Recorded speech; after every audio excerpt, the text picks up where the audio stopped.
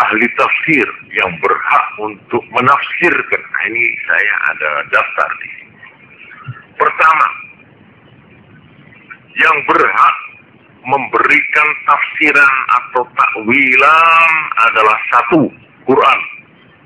Jadi Quran ditafsirkan oleh Quran. Jelas ini. Jadi ayat-ayat Quran, untuk mengerti apa yang dimaksud dengan ayat ini kadang-kadang kita mendapati ayat yang menjelaskan tentang ayat tadi. Jadi Quran ditakwilkan oleh Quran. Ini sumber yang resmi, ini yang sudah tidak diragukan ini. Yang kedua,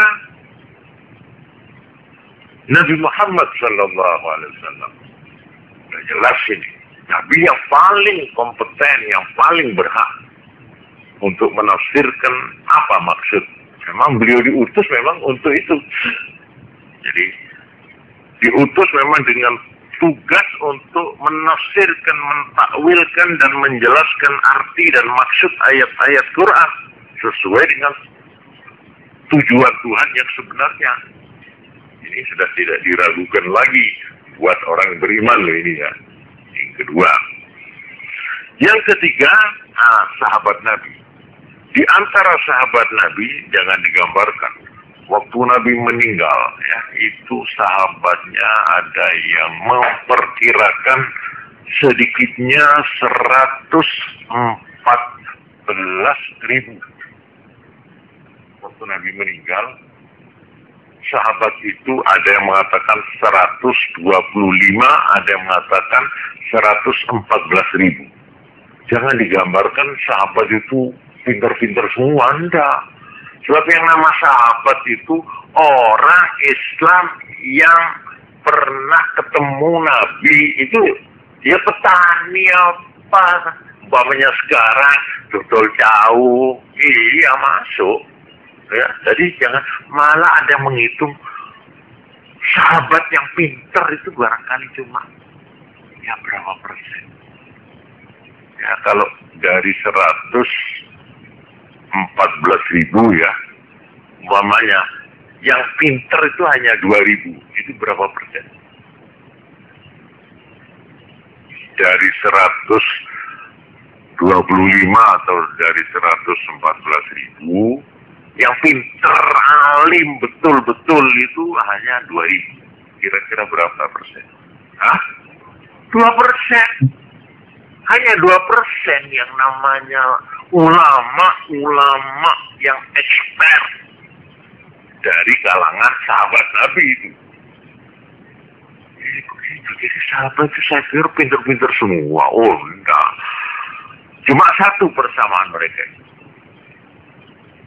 Sekalipun tingkat pengetahuannya, tingkat kecerdasannya itu berbeda-beda, ada persamaan yang kuat. Apa? Keimanannya, kecintaannya, kesetiaannya kepada Rasul sama. Tidak ada yang berbeda. Tidak ada yang ragu-ragu, tidak ada yang separuh-separuh. Mereka bulat sebulat-bulatnya. Pokoknya Allah, Rasulnya, dan jihad, berjuang di jalan Allah, itu melebihi dirinya, melebihi ayahnya, melebihi keluarganya, itu sudah sama dalam hal itu. Disinilah penilaian sahabat itu satu kedudukan, kehormatan yang hebat sekali.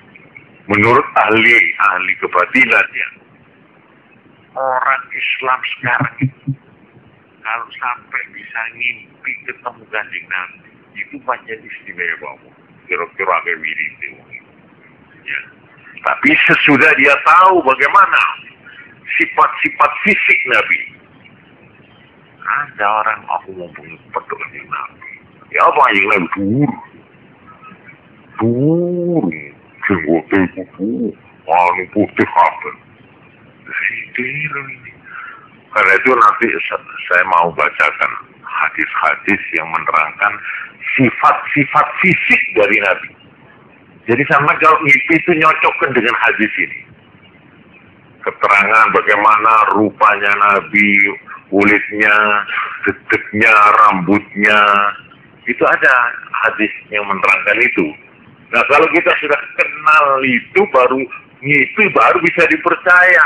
Oh, gak ro moco iko, gak ro gambaran nabi. Apa? Ya wong itu gede dhuwur gitu ya. Oh, lah itu, ah, lah itu. Ini maaf ini supaya hati-hati. Ya. Saya sering mendengarkan orang-orang itu enak ya ngipit peduk aja Nabi. Baru ditakoni, jajal aku takoni, Kanjeng Nabi nganggo berengas pondak. Saya bisa jawab. Matanya rambutnya putih. Padahal seluruh rambutnya Nabi menurut hadis mereka yang menyaksikan itu yang putih itu paling banyak hanya 12 lembar. Semua itu. Bagaimana sama kumpul putih kabel? Tak cocok. Oh, itu mau kemelinti ya ini.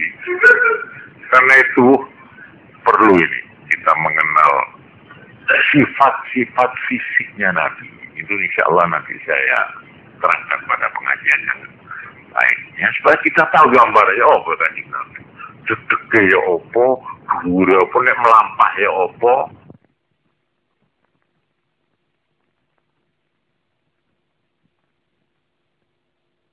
Melampah ya opo, nek guyu ya opo, supaya ada gambaran lah kita selalu.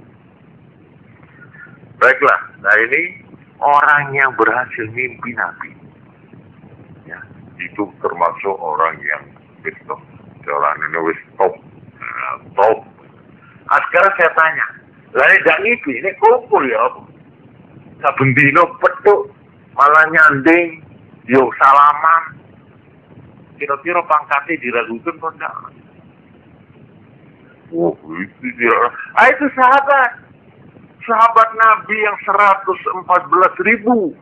Itu kehormatannya yang besar adalah kesempatan untuk ketemu, salaman, untuk ikut makan, ikut makmum. Ada kehormatan seperti itu, gitu loh. 2%. Oleh karena itu di dalam soal tafsir, ulama-ulama yang menjadi sandaran di dalam penafsiran Quran itu satu, Aisyah, ibunda Aisyah, istri Nabi. Itu, jadi kalau ini menurut keterangan Ibu Aisyah begini arti ayat ini. Nah, itu diambil sebagai pegangan. 2, Ibnu Abbas, Abdullah Ibnu Abbas. 3, tadi Ibnu Mas'ud, yang namanya juga Abdullah Ibnu Mas'ud. Terus ada lagi Abdullah yang ketiga, Abdullah Ibnu Umar. Nah, supaya jangan bingung kalau disebut ayahnya saja. Ibnu Abbas, Ibnu Mas'ud, Ibnu Umar. Namanya sama ini, Abdullah. Jadi Abdullah sing endi lho. Abdullah sing endi? Akhir A, B, C ono sing ngono. Tapi ada lagi A. Iki sing deadlock lho. Wah, iku dak ilo iku. Tapi ada itu yang memang terpaksa. Ada yang begini, yang mana? Ada yang pekerjaannya ini nama ini. Terus ada lagi Anas bin Malik. Ya, ini termasuk sahabat yang alim dalam tafsir. Terus sahabat Ubay bin Ka'ab. Ini perlunya sampean kalau mendengar ini tafsir keterangan siapa ini yang menerangkan begini. Oh, dari sahabat A, B, ini nama-nama ini gitu loh. Itu Ibnu Aisyah, terus Ibnu Mas'ud, Ibnu Abbas, terus Ibnu Umar, terus Ubay. Ubay ibnu Ka'ab, terus Anas, tadi Anas bin Malik, terus Zaid bin Sabit. Wah, ini sekretaris pribadi, asprinya Nabi. Penulis wahyu, selalu kemana ada wahyu, Zaid, aku terima wahyu, tulis. Ini Zaid bin siapa? Zaid bin Sabit. Terus ada lagi Abdullah yang keempat. Ini memang jago ini. 4 Abdullah ini sampai disebut Al-Abadilah Al-Arba'ah. Abdullah yang 4 kesini. Nah, namanya sama ayahnya yang lain-lain. Yang satu tadi Ibnu Mas'ud, Ibnu Abbas, Umar. Terus ada lagi Ibnu Amr bin Al-As. Ini juga termasuk jago ini. Nah, inilah nama-nama dari ulama-ulama tafsir dari kalangan sahabat Nabi. Lalu dari muridnya sahabat, nah ini dinilai ulama-ulama tabi'in itu muridnya sahabat. Nama-nama ini, 1 Imam Hasan Bisri atau Hasan Basri. Ini memang jagoan segala-galanya, all round. Ya ahli wirid, ya ahli tafsir, ahli hadis, ahli hukum. Wah, ini kan apa itu ngapain ini? Ya, Imam Hasan Bisri ini aulia, termasuk aulia besar. Terus Mujahid, yang kedua Imam Mujahid. Terus Sa'id ibnu Jubair, ini tokoh-tokoh ya yang berhak bicara tentang tafsir. Ya, sama saja toh, seperti bidang ekonomi kan ada tokohnya, ini profesor anu, ini doktor spesialisasi lah, gitulah. Ya itu kalau cuma siapa ini, wah sudahlah jangan tanya, pokoknya begitu, pokoknya ya apa? Harus tunjukkan dulu buku apa yang saya menggunakan ini, pendapat siapa ini, aliran apa, dalam ekonomi, politik, apakah macam-macam itu. Tafsir juga apalagi tafsir, jangan sembarangan. Wah, saya dapat tafsir ini. Wah, bagus ini. Siapa itu? Jangan tanya. Pokoknya sudahlah, ini di majalah ini saya tahu. Apalagi majalah. Majalah itu tidak bisa dijadikan pegangan. Saya teruskan. Alqamah, Ikrimah. Ini nama-nama. Abdahak, Aqa, Qatadah, Muqatil, Muhammad bin Zaid, Ali bin Abi Talhah, Muhammad ibn Ka'ab, Zaid bin Aslam, Abu Abdurrahman As-Salami, dan sebagainya. Ini tokoh-tokoh berat. Ini representatif kalau menafsirkan, sebab beliau ini orang yang memang menekuni soal-soal ini.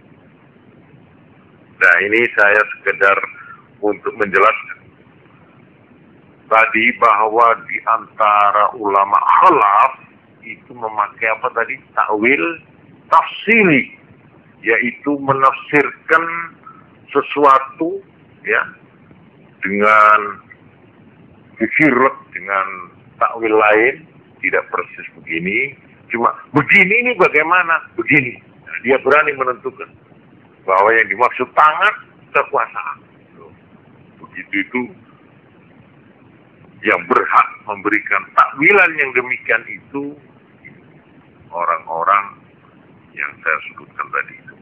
Ini supaya kita itu terpelihara dari kesalahan, itu maksud saya itu.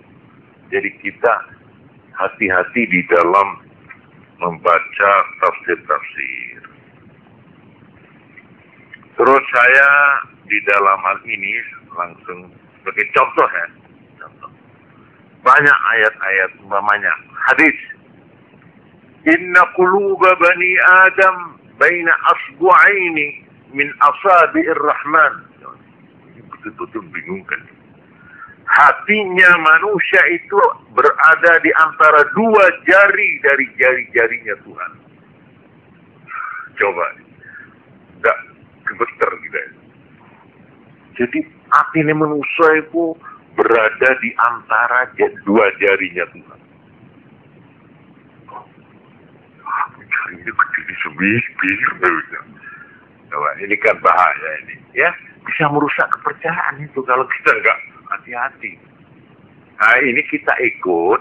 Kalau ikut aliran salaf, bagaimana? Ya, sudahlah. Kamu jangan bicara. Mengatakan jari. Bagaimana? Terserah Tuhan. Tapi yang terang bukan jari seperti jari kita. Ini aliran salaf. Ini yang dinamakan aslam. Ini yang paling selamat. Lalu aliran khalaf. Ditakwilkan. Jari ini ya itu maknanya jari tapi bukan jari seperti apa jari artinya kekuasaan, genggaman. Nasib kita, hati kita itu menurut genggaman Tuhan, artinya genggaman jangan diartikan genggam itu, artinya dalam arti kekuasaan. Manusia itu kalau ditandai iman, biarpun dia sudah berpuluh tahun gak karu-karuan uripe, gitu saja sudah jadi orang baik sudah.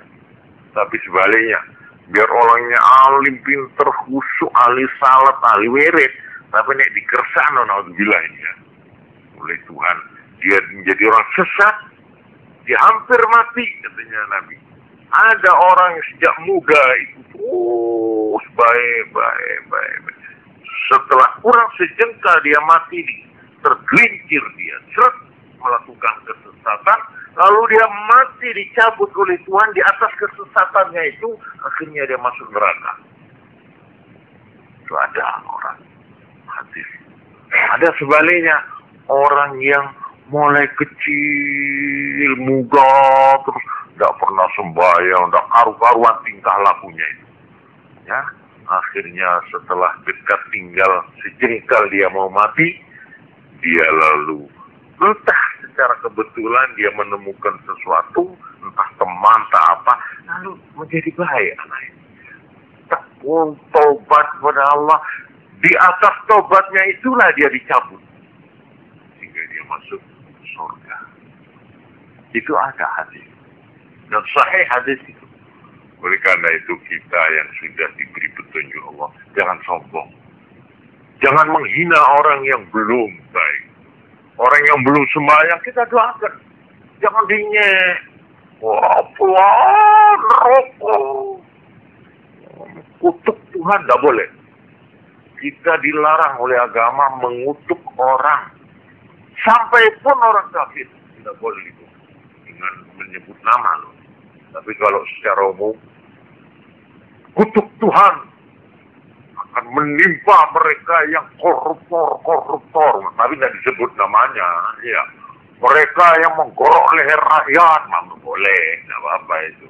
Itu namanya tidak. Tapi kalau ditujukan kalau tidak ada bukti, awas sampean.